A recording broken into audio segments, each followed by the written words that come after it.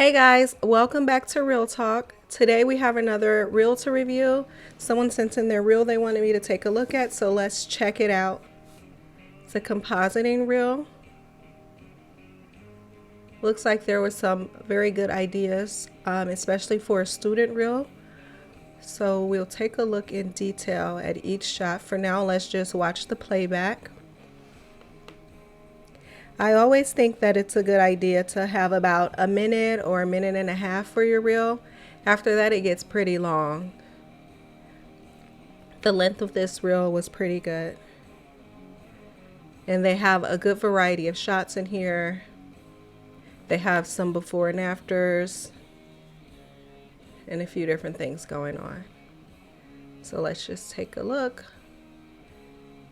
It's always good to add as many different types of shots as you can into your reel, just to show the variety in your skill set.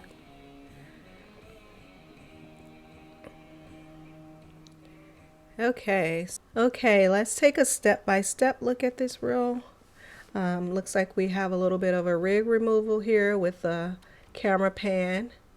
I always encourage people to use shots that have some movement to them instead of, just a still shot, because you want to show that you can track. And what better way to show that than to have shots that require you to track them to add your movement in. And we can see this van is sticking very well to this shot. So it looks like there was a person here, and the compositing artist took out this person. So they did a clean patch, and then they added back in this, maybe this was a CG vehicle. So I'm pretty sure that the shadow had to be rendered out. And for the shadow, of course, we would always try to reference shadows in our plate, but there are no other shadows really close. So in that sense, we just want to make sure that our black point is matching the darkest black point of the plate. I'm getting the feeling that this shadow could be lifted a little tiny bit, but this composite is looking pretty good. I'm also wondering if we might need to defocus it a little bit more, just so that it sits in this plate a little bit better. The colors, the lighting, the element itself, everything. The composite, let's play this through a little bit more. It's looking pretty good. And we saw before that the truck does stay in there, and then they added another color correct just to tie everything together even more. So this is looking pretty good.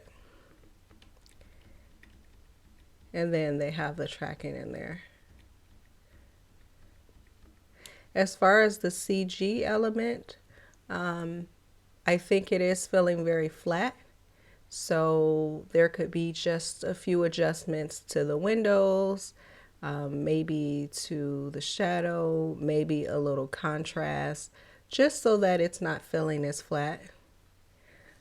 But the way that it's sitting here in this shot, it's looking pretty good. So that's a good shot. Now let's look at what we have next. Looks like we have a set extension for this shot. So let's take a look at what was done here. Let's see. We play it through. I don't want to play it too fast because I do want to be able to watch the playback without having to keep scrolling back. Okay, so we see that we do have a set extension.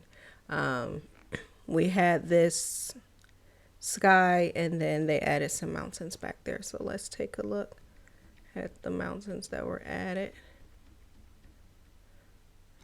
Okay. And for these mountains, I would also say that they're maybe feeling a little bit flat. I know they're far away and they're probably in the haze a little bit, but when we're adding in this, I know the resolution is also not that great, and that's probably not in the control of the artist. I know how hard it is to find footage when you're trying to put together a demo reel without any studio work included. So one, I would say the edge of the trees, especially over here that we took out, it got really soft, and compared to the plate, I think it would have been nice to retain some of that detail. And as far as keying that out, it should have been pretty easy to key those trees because of the blue sky. So we should be able to get this nice, we kind of want this hard edge. We want to keep as much of the plate detail as we can. So we don't want to soften the edge of our plate edge to blend it in with the set extension. We want to instead just make sure the set extension is defocused and color corrected enough to feel like it's sitting in with the plate that we have. So we can already see, looking at this shot, I could see that this was added in. And when we're compositing, we want to do as much as we can to prevent the person that's watching the shot to know exactly what was done. So it probably looks like there needs to be some grain added to the background image, some contrast, and a little bit more color correct. Just, or if we're gonna have this hazing feel, it should fade off. So closer to the actual plate, it should kind of match this plate color saturation. And this looks more like kind of a gamma adjustment. And then we would create like a ramp to fade that adjustment off so that we can create some depth in these mountains. So it feels like there's some depth to them, as opposed to it just feeling like one flat image just layered in back there. So you can create like a mask for one area, and then you could create a mask for another area, or you could use a ramp, or you could use a roto that's feathered out to try to bring in the feel that the edge of our plate and the beginning of the mountains kind of feel exactly the same. And then as you go off and it seems like the mountains are getting further in the distance, then it's fine to have that hazing feel or the different values, because then maybe the mountains are kind of in the sky, or there's some atmosphere back there, or you're creating that kind of effect. So that's a little bit different, and that's fine. But the mountains are feeling a little bit flat. The saturation maybe can use a little boost. And again, when you're adding in elements, always make sure you're matching the black and white points of the plate. So we have some very dark blacks in this plate. Even back here, let's look at the grass. We maybe want to use one of these darks as our reference. So, and maybe one of these brights as our white reference, which maybe it's feeling like it's almost there. It might just need some more contrast. And then we need to fade off that color adjustment so that we add some depth to the back of those mountains placed in the back. So let's move on to the next shot. But as far as the tracking, the composition, and was something done to the airplane? Oh, they changed the color. Okay, so let's take a look at that. Yeah, that looks pretty good. And it's nice that we have this red line here to reference.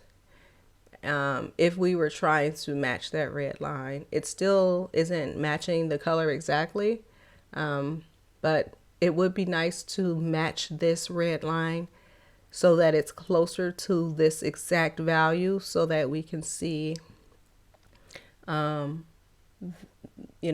you can, color correct things to match exactly to something that's already in the plate. So we have this one reference up here that we could use for that. So yeah, the tracking, that's tracked in. The background looks like it's tracked. We got a little parallax. So, okay, let's go into the next shot. What do we have here? Let's take a look. Oh, they have a rig removal. So there was this rig here, and then the artist removed that rig.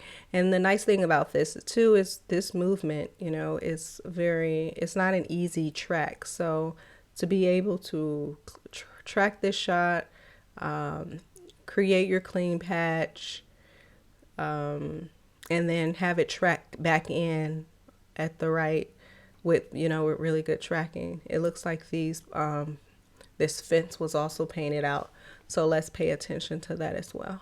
And I think as long as the track is holding up, I would say this is probably pretty good with the clean patch work.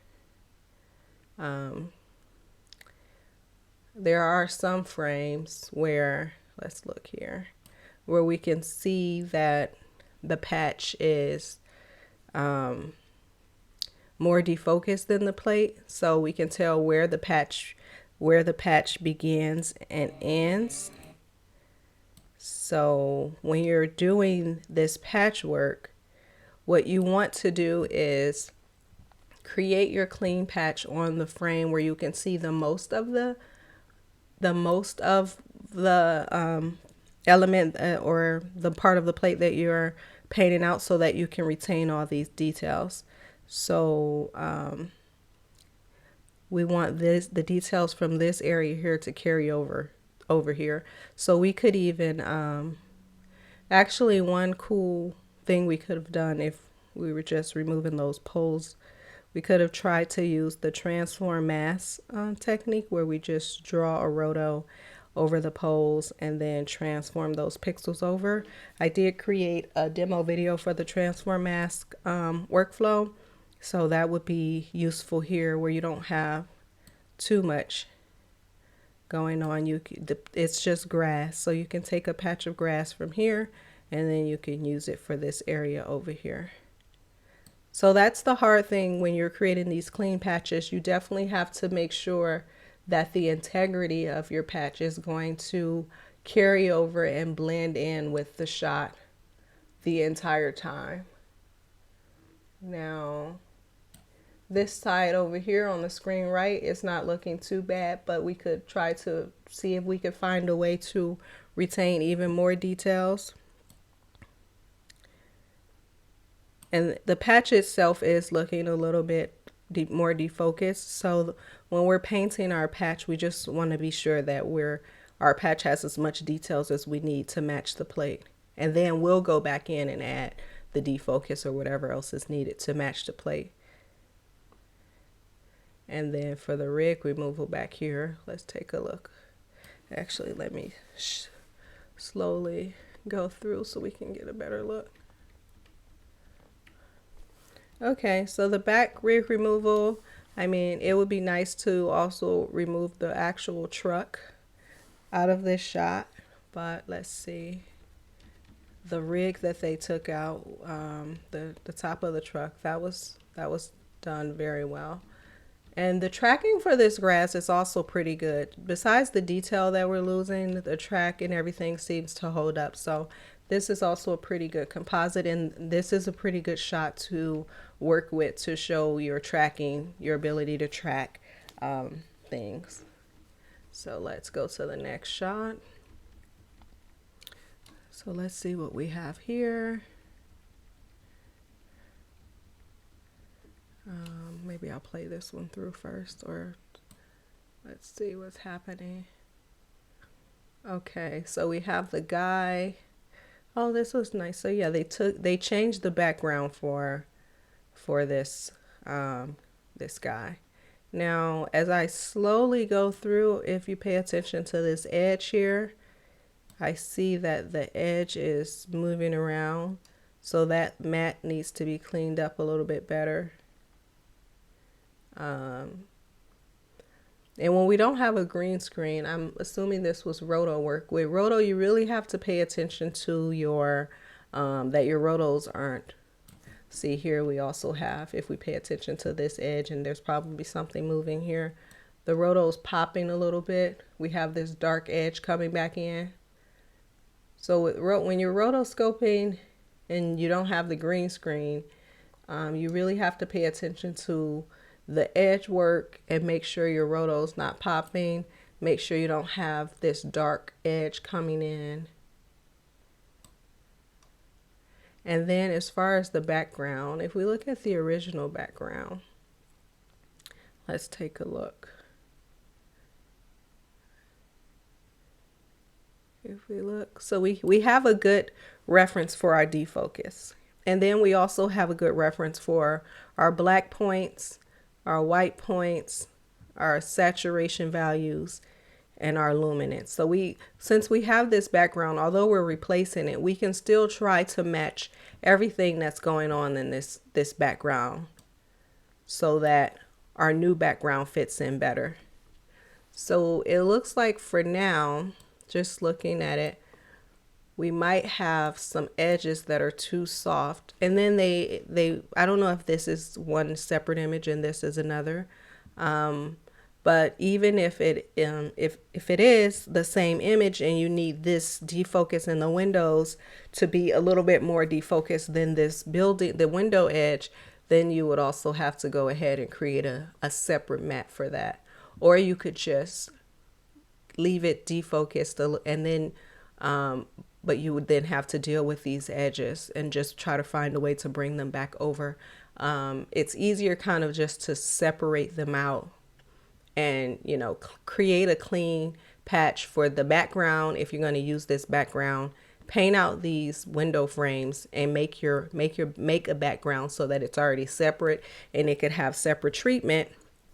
And then you would want to remove that background from this foreground. If it's not defocused and it's just a nice sharp image, then you could just roto out the window frames and then you could treat that image separately.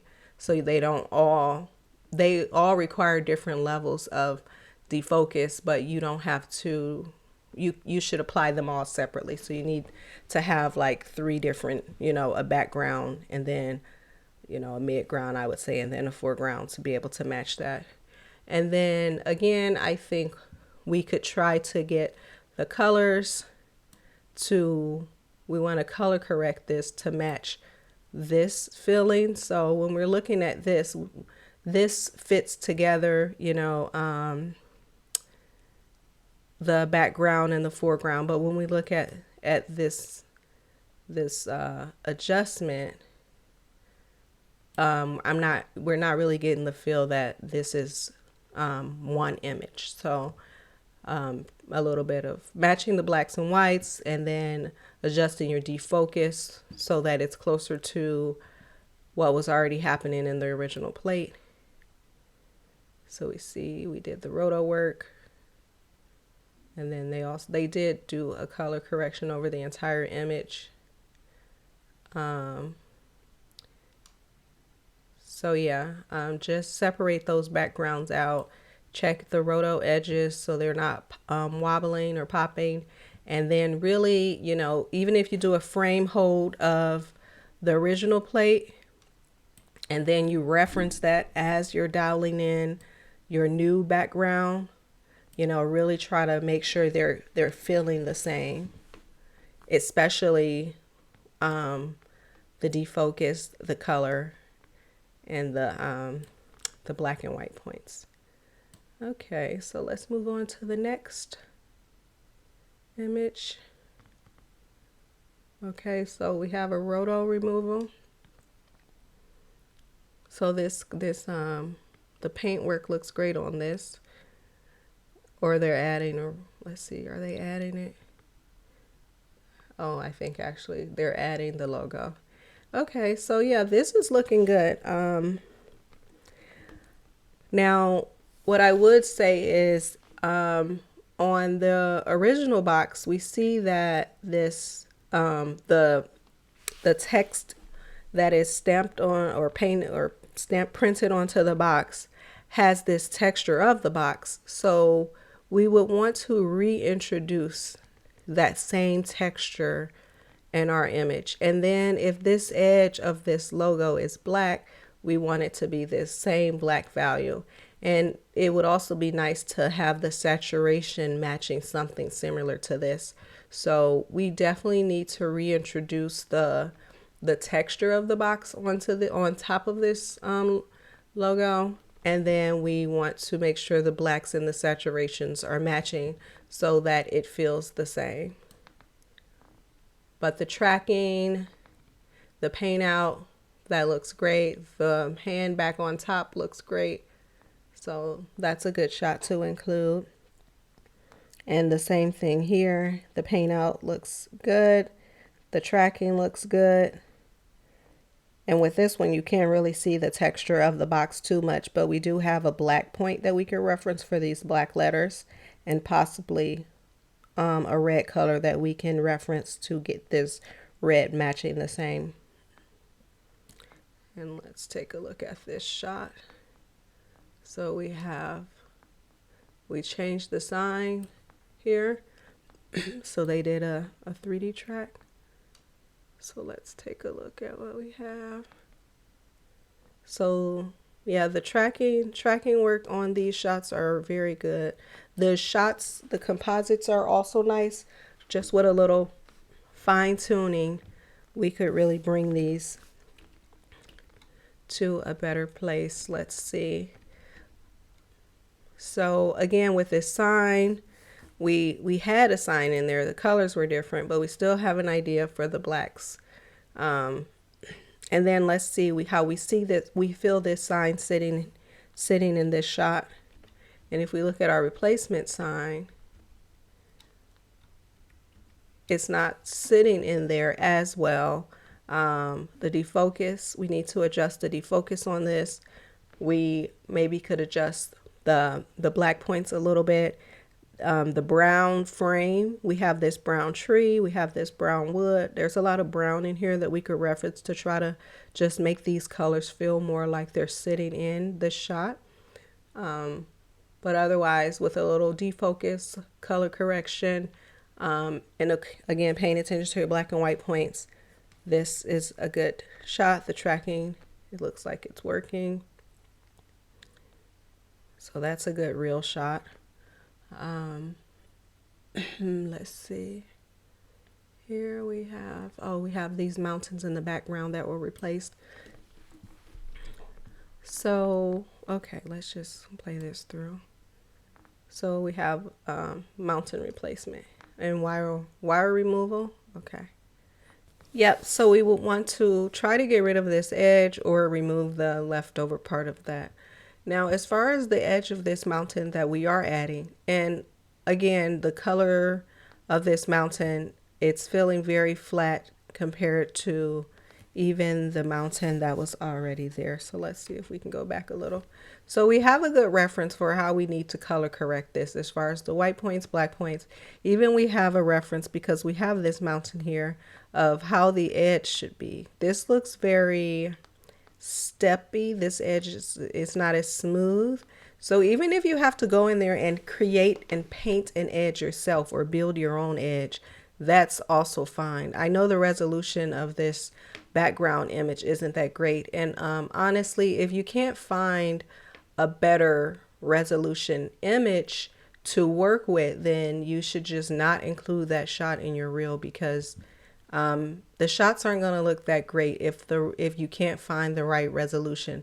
The idea here is nice, but the resolution, I can tell, of these mountains is not that great. And then what we also still need to pay attention to are the white points, black points. We want to give there a little bit of depth to this. Let's look at the other mountain. So, and then we want to kind of match these dark points in the contrast and the brightness of those. So now we have a little bit of a hill that leads up to these mountains. So that looks fine, but when we're just dropping these mountains in, it doesn't look that natural having the way that the edge of our plate is blending in with the beginning of this mountain. And like we talked about in the other shot, trying to add some depth, we see the depth that's here. It's very bright, and then you still get the feeling that because of these different values, you have some darker points, some atmosphere, and you can feel the depth that's happening on this side. So we try to get a feeling for some depth when we're adding these things that are kind of in the background or a little bit further, or even if they're in the foreground. Foreground images, the darks and the brights and the contrasts and the values, those things help to add depth to our image. So those are things we want to pay attention to when we're integrating elements. Removing the wire removal looks good on here. So let's take a look at the next shot. This looks like some roto. So let me step through this.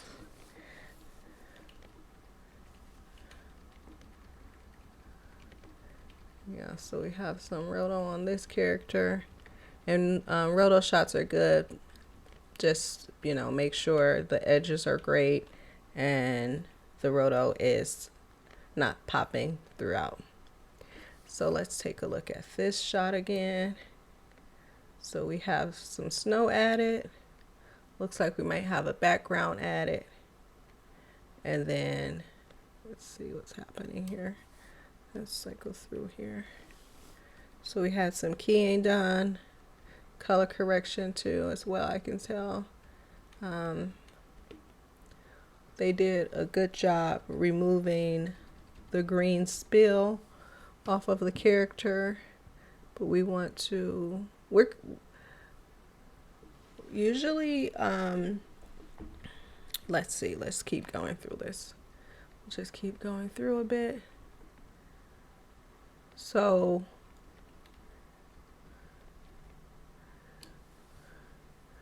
usually when we're adding in the background, whatever the foreground character plate is, we're not necessarily adjusting that. We're matching our background to the plate. So if the color of the, if this was the color of the plate, now I know we're putting it in a new environment, but I'm just for reference, if this is the color of the plate that we have, we would match our background to this.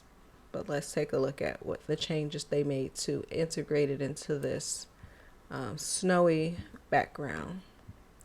One thing I would say is that the background is still feeling a little flat. And to give it some depth, you can just go in there and create separate mats. You can just draw out some mats and you can start adjusting things. Don't adjust the entire image with one grade node. You can create a mat and attach that to your grade node so you can start dividing stuff up and matching your colors to that. This white spot here on his arm is too hot. It's too hot. This is the whitest point, and nothing in our background is this bright. So we would want to bring that value down. For this snow element that's added in, let's take a look. We want to make sure we're matching the color. If we're going to use this sort of, I don't know what this is in the background, but maybe it's snow, and maybe it's a good reference for what color we want our snow to be. And we also want to adjust the maybe a little bit more defocus of this snow. So the color and the defocus. And then let's take a look at this shot. So we just have a cell phone shot. Let's step through this one. Okay, so we just have some text popping up. They retained the shadow over the phone, so that looks good. Let's see the difference. They did a clean plate. That looks good. Yeah, so this shot looks good. And what else do we have? We have this shot. Let's take a look. So here. Okay, let's see.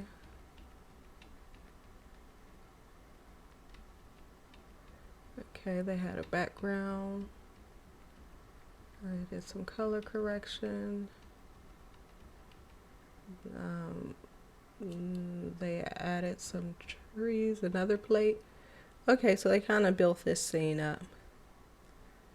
Okay, I got it. They added some trees, some foreground buildings.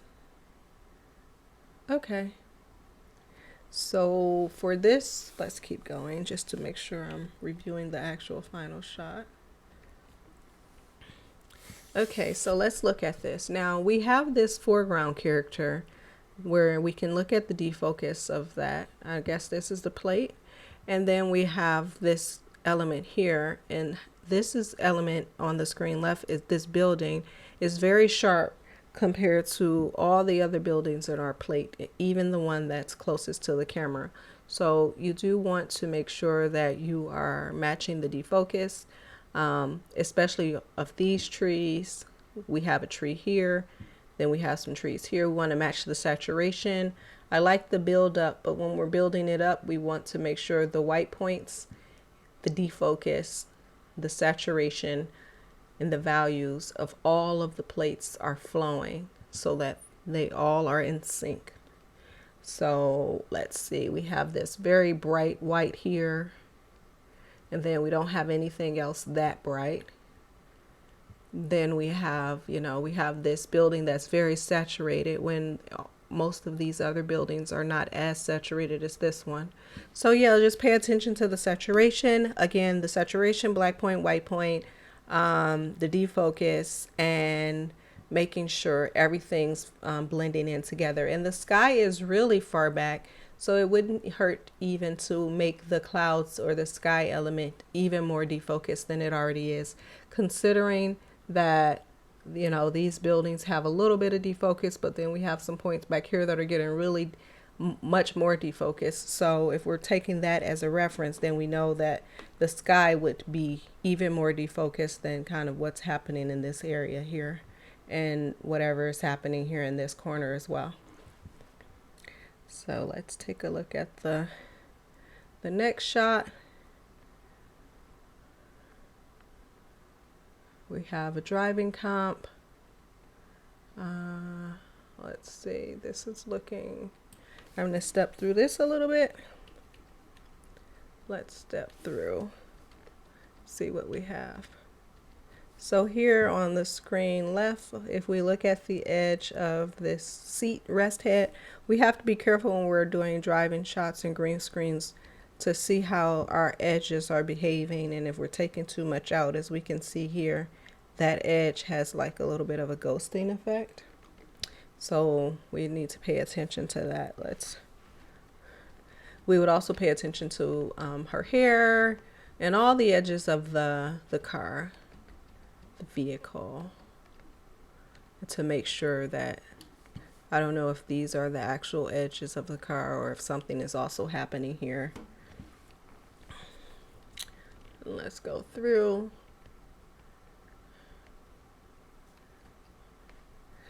We also want to make sure, so usually when I'm doing a car shot, you try to track two parts of the car, maybe this point.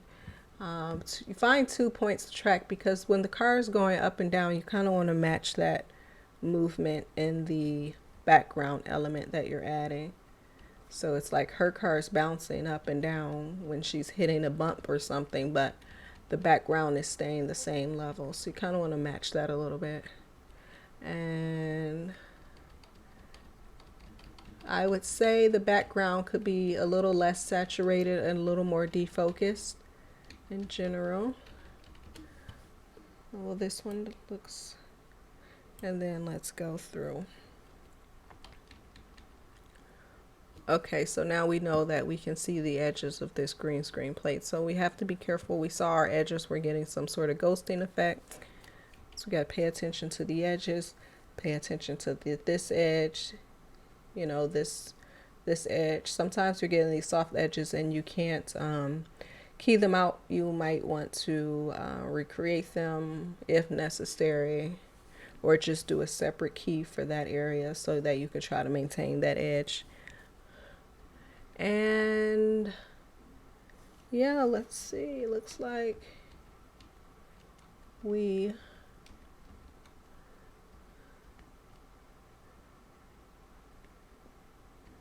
okay, so we have, yeah, so I think this is the last shot. It always helps to add a little bit of dirt or something to the window so that you get a sense that there's glass there. And looks like there might be some, or that the plate, I mean the background. Yep. And we also want to make sure, you know, our background isn't getting blown out.